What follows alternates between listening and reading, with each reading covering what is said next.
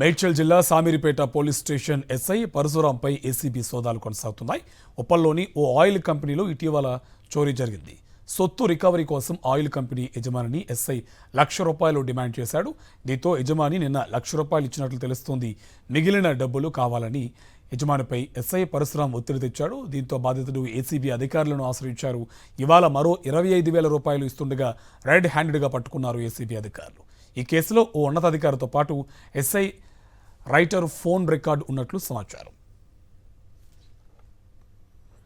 మేడ్చల్ జిల్లా సామీరిపేట police station SI పరశురాంపై ACB సోదాలు కొనసాగుతున్నాయి.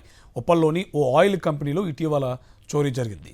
సొత్తు రికవరీ కోసం ఆయిల్ కంపెనీ యజమానిని ఎస్ఐ ₹1,00,000 డిమాండ్ చేశాడు. దీంతో యజమాని నిన్న ₹1,00,000 ఇచ్చినట్లు తెలుస్తోంది. మిగిలిన డబ్బులు కావాలని యజమానిపై ఎస్ఐ పరశురాం ఒత్తిడి తెచ్చాడు. దీంతో బాధితుడు ఏసీబీ అధికారులను ఆశ్రయించారు. ఇవాళ మరో ₹25,000 ఇస్తుండగా రెడ్ హ్యాండెడ్గా పట్టుకున్నారు ఏసీబీ అధికారులు. ఈ కేసులో ఓ ఉన్నతాధికారితో పాటు ఎస్ఐ రైటర్ ఫోన్ రికార్డు ఉన్నట్లు సమాచారం.